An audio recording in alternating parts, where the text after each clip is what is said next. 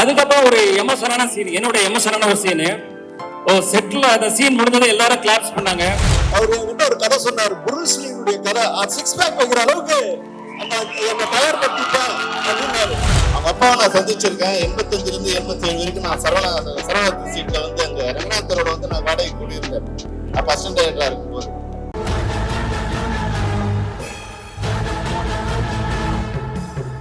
இந்த நாள் இது, இனிய நாள் இது.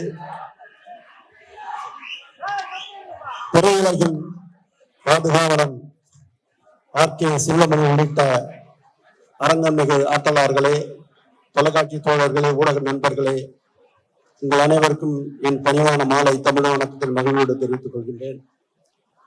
லீடர்னு சொன்னா உண்மையிலேயே லெஜண்ட் சரவணன் லீடர் தான். அதுக்கு உதாரணம் ஒண்ணுதான் சொல்லி நான் கேளுங்க. நீங்க அமைதியா இருந்தாலும் நான் சொல்ல முடியும், கருத்து உங்களுக்கு வரும். முதல் வணிகத்துறையில வந்து தானே விளம்பரம் பண்ணி இன்னைக்கு அத்தனை பெரிய பெரிய நிறுவனங்களோட உரிமையாளர்களும் விளம்பரம் அவங்களே நடிச்சு பண்ற அளவுக்கு அதுக்கு ஒரு அடித்தளம் அமைத்து தந்தது, பாதை அமைத்து தந்தது லெஜண்ட் சரவணன் அவர்கள் தான். அதோடு மட்டுமல்ல, உண்மையிலேயே பெருமைக்குரிய சமாச்சாரம், அவரோட பழகும் போது அவருடைய எண்ணெய் திறன், அதாவது பல கதைகளை மனசில் வச்சிருக்கிறாரு, பல கதாபாத்திரங்களை உருவாக்கி வச்சிருக்காரு. அவர் என்கிட்ட ஒரு கதை சொன்னார், புருஸ்லினுடைய கதை. சிக்ஸ் பேக் வைக்கிற அளவுக்கு என்னை தயார் படுத்திட்டேன் அப்படின்னாரு. அதுக்காக பெரிய இயக்குனரே அவர்கிட்ட இட்டு போய் சேர்த்து நீங்க எல்லாம் சேர்ந்து ஒரு படம் பண்ணுவேன். அப்படி ஒரு ஆற்றல் மிகு ஆற்றலாளர் தான் லெஜண்ட் சரவணன். அவருடைய பணி அங்கிங்கனாதிபதி எங்கும் பிரகாசமாக ஒளிவிட்டு பிரகாசிக்கும். துரை செந்தில்குமாருக்கு திரும்பவும் சரவணன் லெஜண்ட் சரவணன் ஒரு படம் தருவார் என்ற அளவுக்கு இந்த படம் மாபெரும் வெற்றி அமையும்.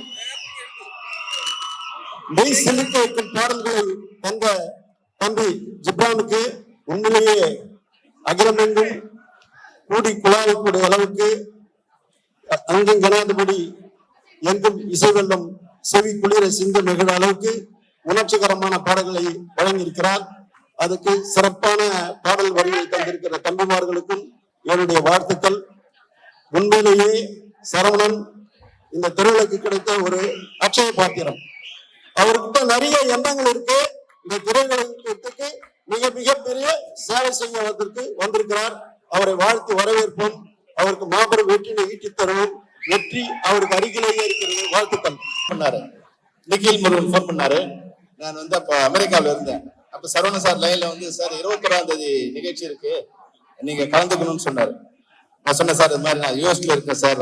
அப்படியா சார், ஆனா படம் 3ஆம் தேதி ரிலீஸ், நீங்க வந்து படம் ரிலீஸ் முன்னாடி படம் பார்க்க வந்துருங்கன்னா. சார் நிச்சயமா வந்துடுறேன் சார், நான் 1ஆம் தேதி வந்துடுறேன். அப்புறம் ஒரு 3 நாள் கழிச்சு மறுபடியும் நிக்கில் போன் பண்ணான். சார் வந்து நீங்க இல்லாம நிகழ்ச்சி நடத்தக்கூடாதுன்னு சொல்லிட்டாரு சாரு. அதனால 26ஆம் தேதி ஒரு நிகழ்ச்சி இருக்கு, சரிப்பா நான் 25 வந்துடுறேன், 26 நிகழ்ச்சி வச்சுக்கலாம். சார் வந்து லைன்ல வந்தார். சார் இல்ல சார், படம் 10ஆம் தேதி தான் ரிலீஸ் பண்றதா இருக்கு, அதனால வந்து நாங்க கொஞ்சம் தள்ளி வச்சுக்கிட்டோம் சார். இதை 3ஆம் தேதி வேற படம் வருது, அதனால நான் தள்ளி வச்சுக்கிட்டோம். அவர் ஏதோ சொல்றா இருந்தார். அதனால நிக்கில் முருகன் நம்ம பக்கத்துல வச்சுக்கிட்டா ப்ரொடியூசர் போய் சொல்ல வேண்டிய அவசியம் இல்லை, எல்லாம் போய் அவனே சொல்லிடுவான். அப்புறம் வந்து வந்த உடனே மறுபடியும் 26ஆம் தேதி போன் பண்ண, என்னடா நிகழ்ச்சி இருக்கான்னு. இல்ல 3ஆம் தேதி படம் ரிலீஸ், அதனால 29ஆம் தேதி நிகழ்ச்சி வச்சுக்கோங்க. சரி ஓகே, எப்படி இருந்தாலும் நான் இல்லாம இந்த நிகழ்ச்சி நடக்க கூடாதுன்னு இறைவன் எழுதியிருக்காரு. அதனால இந்த நிகழ்ச்சி வந்தப்ப ரொம்ப சந்தோஷம். விவேக பேசும்போது சொன்னான்னு நினைக்கிறேன், வந்து அதாவது வந்து சரவணனோட வெற்றிக்கு என்ன காரணம் வந்து அவங்க அப்பா சொன்னார். அவங்க அப்பாவை நான் சந்திச்சிருக்கேன். 85ல இருந்து 87 வரைக்கும் நான் சரவண சீட்ல வந்து அங்க ரங்கநாதரோட வந்து நான் வாடகை கூடியிருந்தேன். அப்ப அசிஸ்டன்ட் டைரக்டரா இருக்கும்போது அப்ப நான் வந்து அந்த கடைக்கு போவோம். உங்களுக்கு தெரியும், அசிஸ்டன்ட் டைரக்டர் அப்ப சினிமாவில் அசிஸ்டன்ட் டைரக்டர்னா சம்பளம் வாங்காத ஒரு வேலைக்காரர் தான் அசிஸ்டன்ட் டைரக்டரா சினிமாவில் இருந்துகிட்டு இருப்போம். அப்போ போய் அடிக்கடி கடைக்கு போவோம். கடைக்கு வாங்குவோம், வாங்க மாட்டோம். அப்போ 100 ரூபாய்க்கு கீழே வந்து 99 ரூபாய்க்கு சட்டை போட்டிருப்பாங்க. அந்த 100 ரூபாய் வந்தவொடனே இந்த சட்டை வாங்கலாங்கிறதுக்காக போய் பார்த்துட்டு வருவோம். ஒரு தடவை வந்து தீபாவளிக்கு வந்து சித்ரா சார் போயிட்டாங்க. தீபாவளிக்கு வந்து எனக்கு ஒரு 500 ரூபாய் பணம் கொடுத்தாங்க. அதை வாங்கிக்கிட்டு பஸ்லாம் எடுக்க போலான்னு எனக்கு 500 ரூபாய்க்கு ஒரு குடும்பத்துக்கே வந்து ட்ரெஸ் எடுக்க முடியும்னா சரவணா சொல்றதா எடுக்க முடியும். அப்ப நானு என்னோட அம்மாவுக்கு, என் குழந்தை தம்பிக்கு, என் தங்கச்சிக்கு எல்லாருக்கும் வந்து ட்ரெஸ் எடுத்துட்டு நான் ஏற்கனவே பார்த்தா 99 ரூபான்னு இந்த சட்டை இருந்தது. அதனால இந்த சட்டையை எடுத்துட்டு நான் போகும்போது அவன் பார்த்தா அது பக்கத்து ரேக்ல இருந்து இந்த ரேக்கு மாறி இருக்கும்போது அது வேலை வந்து 199. நான் கரெக்டா கனெக்ட் பண்ணி 490 ரூபாய் வர்ற மாதிரி கனெக்ட் பண்ணி எடுத்துட்டு அந்த கவுண்ட்ல கொடுத்தேன்.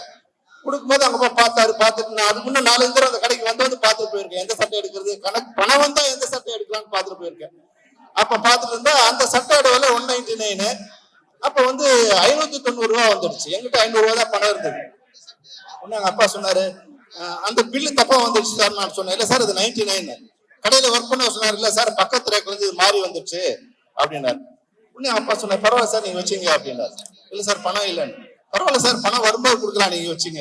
அதாவது வந்து 100 ரூபாய்க்கு சட்டை வாங்கணும்னுக்கும் அவருக்கு அதே மரியாதை கொடுத்தாரு, 1,00,000 ரூபாய்க்கு சட்டை வாங்கணும் அதே மரியாதை கொடுத்தாரு. அதாவது கஸ்டமரை மதிச்ச ஒரு முதலாளியா இருந்தார்.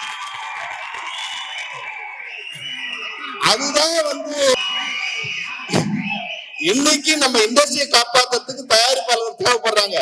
தயவு செய்து இந்த படத்தை நீ நல்ல படமா எடுக்கணும், வெற்றி படமா எடுக்கணும், அது எங்களுக்கு நல்லது, எங்க தொழிலாளருக்கு நல்லதுன்னு சொன்ன நிச்சயமா பண்றேன் சார் அப்படின்னாரு. அப்புறம் ஒரு டீசர் ஒரு இது லுக் அனுப்பிச்சிருந்தார்.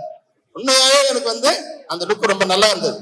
அதாவது வந்து தப்பா துக்குவா சரவணன் லெஜண்ட் பார்க்கும்போது கொஞ்சம் பொறாமையா இருந்தது. இந்த பக்கம் தமன்னா அந்த பக்கம் அவங்களாம் என்னப்பா பணம் இருந்தா எதுனாலும் பண்ணலாமா. ஆனா லீடர் அந்த போஸ்டர் பார்த்த உடனே சொன்ன, சரவணன் ஃபர்ஸ்ட்லயே நீங்க வெற்றி பெற்றிருக்கீங்க, இந்த படம் நிச்சயமா எல்லாராலும் வரவேற்கப்படும். ஏன்னா ஆடியன்ஸ் வந்து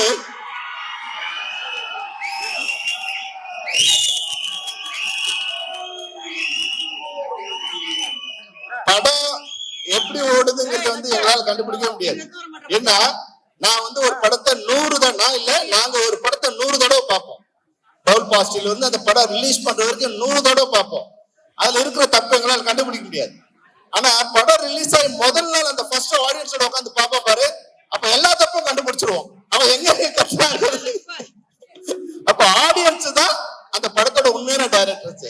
அப்ப ஆடியன்ஸா நான் வந்து படம் அந்த போஸ்டர் பார்த்தோன்னு சொன்னேன், சரவணன் இந்த படம் வந்து ஒரு மிகப்பெரிய வெற்றி அடையணும். அதனால இந்த படம் மிகப்பெரிய வெற்றி அடையணும். ஆடியன்ஸுக்கு ஒரு கோரிக்கை என்னன்னா, இந்த படத்தை ஜெயிக்க வைங்க, இல்லைன்னா ஜெயிக்க வைக்கிற வரைக்கும் படம் எடுத்துட்டே இருப்பாங்க.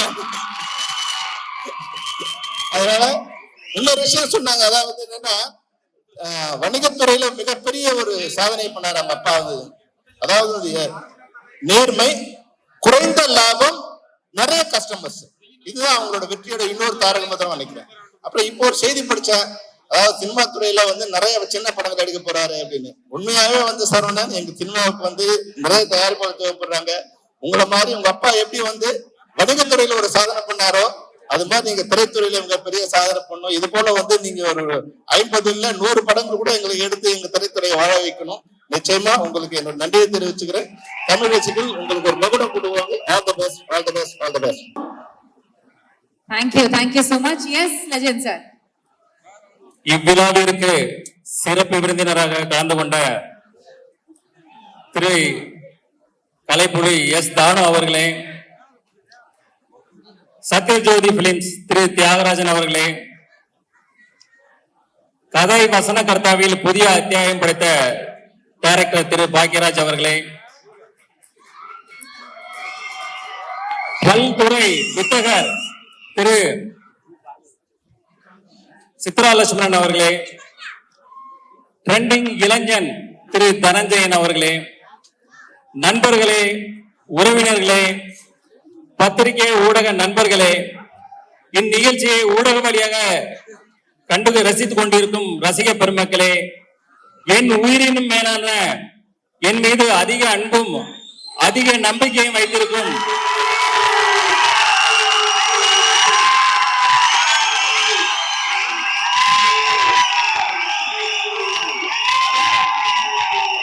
என் ரசிக பெருமக்களே, உங்கள் அனைவருக்கும் எனது அன்பான பணிவான வணக்கத்தை தெரிவித்துக் கொள்கிறேன். இன்றைய சூழலில் உலகில் போர் மேகங்கள் சூழ்ந்து மக்களுக்கு துயரத்தையும் ஒரு பாதுகாப்பு அற்ற தன்மையும் நிலவி கொண்டிருக்கிறது.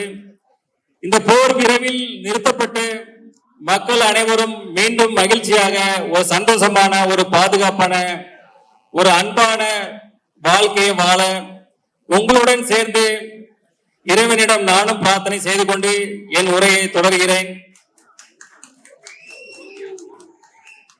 தி லெஜண்ட் அந்த படத்துக்கு அப்புறம் இந்த படம் வந்து என்னோட 2வது படம் வந்து லீடர் வந்து coming 3rd April good Friday அன்னைக்கு கம்மிங் 3rd ஃப்ரைடே ரிலீஸ் ஆகுது. வேர்ல்டு வைடு அண்ட் தமிழ்நாட்டிலையும் ரிலீஸ் ஆகுது. இந்த படத்துடைய கதை பாத்தீங்கன்னா ஒரு இன்னசென்ட்டான அப்பா பிள்ளை அவங்க ரொம்ப சந்தோஷமா வாழ்ந்துட்டு இருக்காங்க. திடீர்னு அவங்க வாழ்வுல மிகப்பெரிய ஒரு கேங்ஸ்டர் உள்ள வர்றாங்க. அதுக்கப்புறம் நடக்கிற விஷயங்களை நம்ம டைரக்டர் துரை செந்தில்குமார் வந்து அவ்வளவு அழகா இன்றைய தலைமுறையினருக்கு பிடிக்கிற மாதிரி அவ்வளவு அழகான ஒரு ஃப்ரெஷ்ஷா எல்லாருக்கும் பிடிக்கிற வகையில மிக அற்புதமா இயக்கி இருக்காங்க. அதாவது அவர் வந்து தன்னை முழுசா அதில் அர்ப்பணிச்சுக்கிட்டாரு. எப்பவுமே ஐஸ் கொட்டி கிடக்கும், அந்த அளவுக்கு குளிர் அதிகமா இருக்கும். சன்லைட் இருந்தா நாங்க தப்பிச்சோம். கொஞ்சம் ஷேடா வந்ததுன்னா அடுத்த நிமிஷமே உடம்பெல்லாம் 1000 ஊசி குத்துற மாதிரி இருக்கும், கை கால்லாம் மரத்து போயிடும். சோ அதுல கிட்டத்தட்ட 14 days ஒர்க் பண்ணோம். நான் மட்டும் இல்ல, எங்க டீம்ல உள்ள எல்லாருமே அதுல வந்து ரொம்ப அழகா சிரமப்பட்டு ஒர்க் பண்ணாங்க. அது வந்து ஃபுல்ஃபில்லா அது வந்து ரொம்ப அழகா வந்திருக்கு அந்த போர்ஷன் எல்லாமே. அதே போல பாத்தீங்கன்னா லாஸ்ட் கிளைமேக்ஸ் ஃபைட் இருக்கும்போது அது வந்து ஒரு குறுகலான இடம், ஒரு ட்ரெயின்ல வந்து ஃபைட் வச்சிருந்தோம். கிட்டத்தட்ட ஃபாரின் ஸ்டண்ட் மாஸ்டர்ஸ் கிட்டத்தட்ட ஒரு 100 பேர் இருந்தாங்க. அது போக கிட்டத்தட்ட ஆயிரக்கணக்கான ஜூனியர் ஆர்டிஸ்ட், டெக்னீஷியன்ஸ், ஒரு பெரிய பட்டாளமே இருந்தது. இந்த இடத்துல ஃபர்ஸ்ட் டே ஃபர்ஸ்ட் ஷாட் முடிஞ்சதுமே நான் என்னுடைய ப்ரொடக்ஷன் மேனேஜர் அம்பியாபதியை கூப்பிட்டேன். அம்பியாபதி, எத்தனை ஆம்புலன்ஸ் இருக்கு அப்படின்னு. அவர் சொன்னாரு, 1 இருக்கு சார். 1 பத்தாது, 2-3 வைங்க, யாருக்கு வேணா எப்ப வேணா என்ன வேணா ஆகும், எனக்கே கூட சில நேரங்கள்ல இன்ஜூர் ஆகும், நம்ம ரெடியா இருக்கணும் அப்படின்னு சொன்னேன். ஆனா காட் கிரேஸ், ஒரு 10 daysல வந்து பெருசா யாருக்கும் இன்ஜூர் ஆகல, சின்ன சின்ன இன்ஜூர் ஆச்சு. 10th day எனக்கு காலில் ஒரு மிகப்பெரிய இன்ஜூர் ஆச்சு. அடுத்த நாள் ஷூட் பண்ண முடியுமா பண்ண முடியாதுன்ற அளவுக்கு ஒரு பெரிய ஒரு சூழ்நிலை இருந்தது. அப்போ இத்தனை டெக்னீஷியன், இத்தனை 1000 பேர் இருக்கிறாங்க, அவங்களுக்கு வந்து வெயிட் பண்ண வைக்க கூட சொல்லிட்டு இன்ஜெக்ஷன் டேப்லெட்ஸ் எல்லாம் போட்டுட்டு அது அடுத்த நாள் ஷூட் வரும்போது தாங்கி தான் நடந்து வந்தேன். இன்னைக்கு என்ன நம்மளால பண்ண முடியுமா அப்படின்ற ஒரு டவுட்ல தான் இருந்தேன். பட் கேமரா ரோல் ஆக்ஷன் சொன்ன உடனே அடுத்த நிமிஷமே ஃபயர் தான்.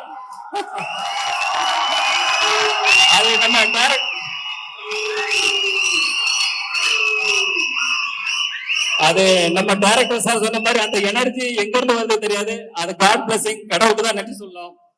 அதே போல இந்த படத்துல ஒர்க் பண்ண அத்தனை டெக்னீஷியன்ஸும் அவங்கள வந்து முழுசா அர்ப்பணிச்சு இதுல ஒர்க் பண்ணாங்க. எப்படி நம்ம தலை எப்படி அப்படிதான் வாழு. சோ அதே போல என் கூட இருந்த எல்லாருமே அவங்கள தன்னை அர்ப்பணிச்சு அந்த இதுல ஒர்க் பண்ணாங்க. அவங்களோட ஒர்க் எல்லாரும் ரொம்ப ஃபென்டாஸ்டிக்கா வந்திருக்கு. அவங்க எல்லாருக்கும் தேங்க்ஸ். அதாவது நம்ம டைரக்டர் டீம் ஆகட்டும், எனி அதர் டெக்னீஷியன், எல்லா டெக்னீஷியனுக்கும் என்னோட தேங்க்ஸ், அவங்களுக்கு என்னோட வாழ்த்துக்களையும் தெரிவித்துக் கொள்கிறேன். அடுத்தது ஆர்டிஸ்டுக்கு வர்றேன். ஆர்டிஸ்ட்ல வந்து பாத்தீங்கன்னா நம்ம அறந்தாங்கி நிஷா அவர்கள் வந்து ஷூட்ல இருக்கும்போது கோ டைரக்டர் வந்து சொன்னாரு, பக்ருதீன் சார் இவங்க வந்து ஸ்கிரிப்ட்ல இருக்கிற மாதிரி 2 வார்த்தை திட்டுவாங்க சார் அப்படின்னு. சரின்னு இருந்தேன். அவங்க பார்த்தா ஷார்ட் போகுது திட்டிட்டே இருக்கிறாங்க. எனக்கு ஷாக் ஆயிட்டு உடனே பக்ருதீன் சாரை கூப்பிட்டு, என்ன சார் இது, நீங்க 2 சீன் தானே சொன்னீங்க சார், இன்னும் இவங்க திட்டிட்டு இருக்காங்க அப்படின்னு. இல்ல அவர் சொன்னாரு, மேடம் கூட 2 வார்த்தை போட்டுக்கலாமான்னு கேட்டாங்க. நான் சரின்னு சொன்னேன். ஆனா இப்படி பச போடுவாங்கன்னு எனக்கு தெரியாது சார் அப்படின்னு. ஆனா அப்புறம் அறந்தாங்கி நிஷாட் அப்புறம் சொன்னேன் வந்து, இல்ல இது நீங்க பண்ணது கரெக்ட் தான், இது வந்து சீன் அப்பதான் இது வந்து நல்லா இன்ட்ரெஸ்டிங்கா இருக்குன்னு சொல்லி அந்த சீன் அதே போல ரொம்ப நல்லா வந்தது. அடுத்தது பாத்தீங்கன்னா நம்ம யோகிராம், வேலு, நிரஞ்சன், கதிர், அதே போல பத்மன், இவங்க எல்லாருமே அந்தந்த ஆர்டிஸ்ட் அந்தந்த கேரக்டர்ல ரொம்ப அழகா பண்ணாங்க. இதே போல பல ஆர்டிஸ்ட் அதுல ஒர்க் பண்ணாங்க. அவங்க எல்லாருக்குமே என்னுடைய வாழ்த்துக்கள். அடுத்தது வந்து இயல் பாப்பா, அவங்க வந்து ஒரு பான் ஆர்டிஸ்ட் தான். டைரக்டர் ஆல்ரெடி இப்ப சொன்னாரு, அந்த சின்ன வயசுலயே அந்த வயசுலயே அந்த அளவுக்கு அதை புரிஞ்சுக்கிட்டு அதை அழகா டெலிவரி பண்ற விதமாகட்டும் எல்லாம் ஆகட்டும். செட்லயே அவங்க பேரண்ட்ஸ் கிட்ட சொன்னேன், இந்த பொண்ணு ஒரு நாளைக்கு பெரிய ஹீரோயினா வரும்னு, அது கண்டிப்பா நடக்கும். அதே போல நம்ம ஜார்ஜ் வில்லியம்ஸ்னு நடிச்சார் என் கூட. அப்ப அவர் வந்து ஒரு சீன், அவர் அங்க நிக்கிறாரு, நான் அங்க நிக்கிறேன். அப்ப அவர் வந்து கொஞ்சம் சங்கோச்சப்பட்டாரு, சார் நீங்க அங்க இருக்கணும், நான் இங்க இருக்கணும், இதான் சார் அப்படின்னு கொஞ்சம் சங்கோச்சப்பட்டாரு. சார் சினிமா தானே சார், இது அப்படிதான் பண்ணணும்னு சொல்லி அவரை சமாதானப்படுத்தி அந்த சீனை முடிச்சோம். அதுக்கப்புறம் ஒரு எமோஷனான சீன், என்னோட எமோஷனான ஒரு சீனு.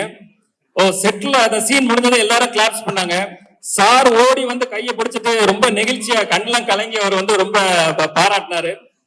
அந்த தருணங்களும் ரொம்ப சந்தோஷமா இருந்தது. அடுத்தது பாத்தீங்கன்னா நம்ம பாகுபலி பிரபாகர், அவர் வந்து பாத்தீங்கன்னா ஒரு சீன்ல அப்படி போனை அப்படி தூக்கி வீசினாரு. அப்படி பார்த்தா எல்லாம் போன் தெரிச்சு ஓடுது, பக்கத்துல இருந்தவங்க எல்லாரும் தூரமா ஓடி போயிட்டாங்க. ஏன்னா அவ்வளவு பயம். என்ன சார் இது இவ்வளவு பவர்ஃபுல்லா அடிக்கிறாரு, ஏன்னா அவர் அச்சானா பாக 6 அடிக்கு மேல இருக்கிறாரு, கடோத் கஜன் மாதிரி இருக்கிறாரு. அது எல்லாம் கொஞ்சம் பயந்தாங்க. அப்புறம் அவர் வந்து சொன்னாரு, இல்ல சார் நான் இப்படி பண்றேன், இது இப்படி பண்றேன், யாருக்கும் ஒண்ணும் ஆகாதுன்னு சொல்லி அடுத்த சீன் எடுத்தோம். அதே போல ரொம்ப இன்ட்ரெஸ்டிங்கா அது போச்சு. அதே போல பாத்தீங்கன்னா நம்ம லால் சார் வந்து ஒரு மிகப்பெரிய ஜீனியஸ். அவர் வந்து ஒரு ப்ரொடியூசர், ஒரு டைரக்டர், ஒரு ஆக்டர். அவர் வந்து இந்த படத்துல பண்ணும்போது நாங்க எங்களுக்கு ஒரு இது பயம். ஏன்னா மோகன்லாலுக்கு அப்புறம் அவர் மலையாளத்துல மிகப்பெரிய ஒரு நடிகர். ஸோ அவர் கூட நடிக்கிற ஷாட்ல நாங்க ரொம்ப கான்சியஸா பண்ணும்போது மோஸ்ட் ஆஃப் த ஷாட் அவர் கூட சார் கூட பண்ணும்போது சிங்கிள் ஷாட்ல ஓகே பண்ணோம். அந்த அளவுக்கு சேலஞ்ச் எடுத்து பண்ணேன். அது எல்லாமே most of the time single ஷாட்ல இது முடிஞ்சது. அது ஒரு இன்ட்ரெஸ்டிங்கான அனுபவம். அடுத்தது பாத்தீங்கன்னா நம்ம சந்தோஷ் பிரதாப், அவர் வந்து ஸ்டார்டிங்ல ஒரு ஃபர்ஸ்ட் ஷெட்யூல்ல அவருடைய இது பார்த்தோம். பார்த்துட்டு வந்து இது வந்து ஒரு மேனரிசம் பண்ணாரு, சிரிச்சுக்கிட்டே ஒரு மேனரிசம் பண்ணாரு. அப்போ நான் டைரக்டர் சார்ட்ட சொன்னேன், சார் இது மேனரிசம் நல்லா